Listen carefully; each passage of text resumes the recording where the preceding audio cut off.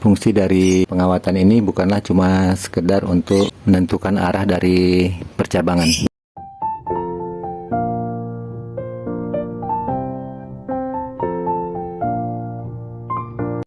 Assalamualaikum warahmatullahi wabarakatuh. Ketemu lagi di channel saya. Kali ini kita akan berbincang-bincang tentang apa sih sebenarnya fungsi dari pengawatan dari sebuah bonsai. Jadi buat teman-teman yang ingin melakukan pengawatan pada sebuah bonsai, fungsi dari pengawatan ini bukanlah cuma sekedar untuk menentukan arah dari percabangan. Banyak fungsi-fungsi lain dari pengawatan yang kita lakukan. Nah, di sini saya akan berbagi sedikit tips agar pengawatan yang kita lakukan tidak sia-sia. Dan pengawatan yang kita lakukan ini memberi pengaruh dan efek yang bagus untuk bonsai yang sedang kita program. Nah, apa saja fungsinya? Yuk kita simak. Fungsi pertama dari pengawatan sebuah bonsai ini tentu saja untuk sebagai pengarah. Jadi teman-teman bisa melakukan pengarahan.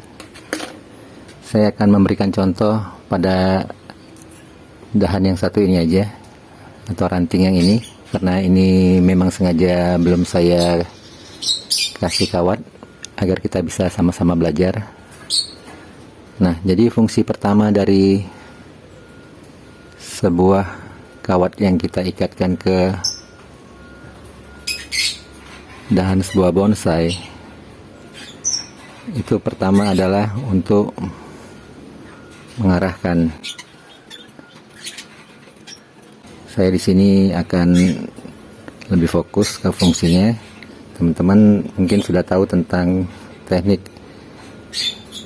untuk melilitkannya atau besaran kawatnya.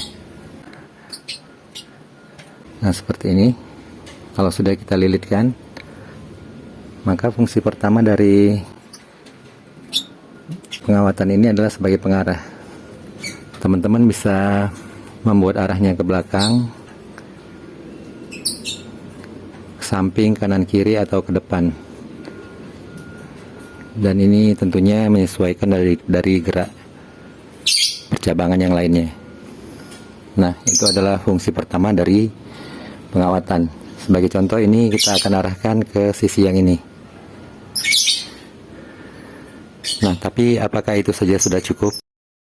Ada fungsi lain dari kita melakukan pengawatan pada sebuah bonsai.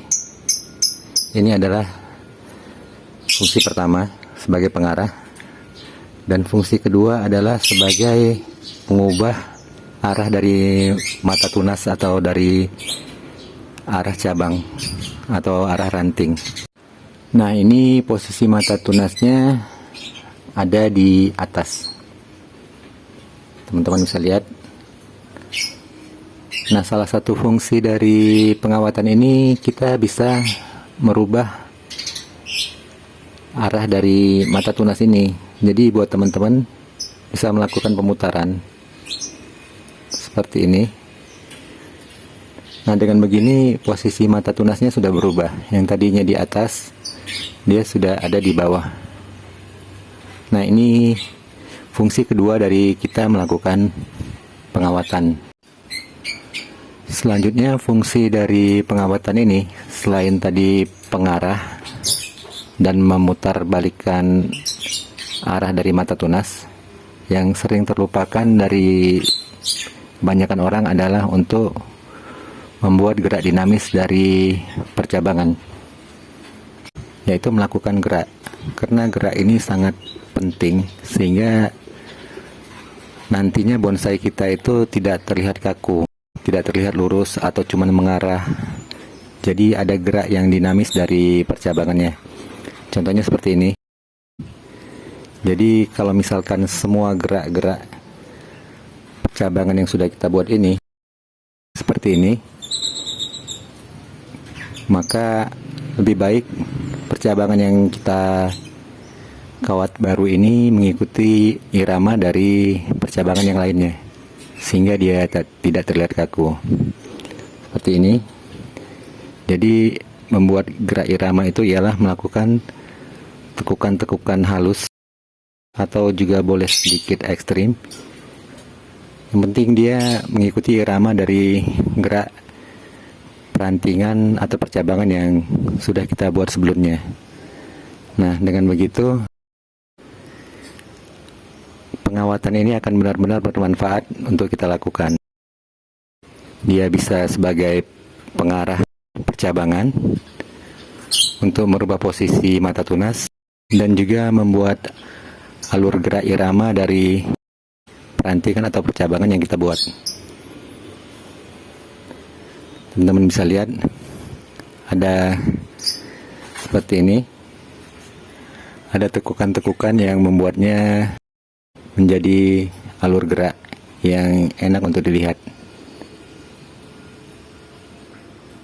Jadi kalau misalkan cuma untuk mengarahkan percabangan ke kanan ke kiri, sebaiknya cukup dengan menggunakan benang ditarik, tidak perlu menggunakan kawat. Karena kawat ini kalau kita telat membukanya juga akan meninggalkan bekas pada batangnya, dan yang lebih fatal lagi, kalau terlalu lama kita membukanya, dia akan memakan bagian kulit dari pohon yang kita buat ini, dan itu dapat menimbulkan stuck pada pertumbuhan. Nah, jadi itu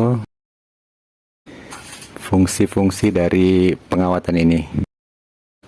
Jadi tidak sekedar melilitkan lalu mengarahkan, tapi dengan kawat ini kita dapat mengarahkan, merubah hadap posisi dari mata tunas, dan juga melakukan alur gerak irama dari percabangan atau perantingan yang kita buat, sehingga nantinya bahan bonsai kita ini dapat terlihat indah.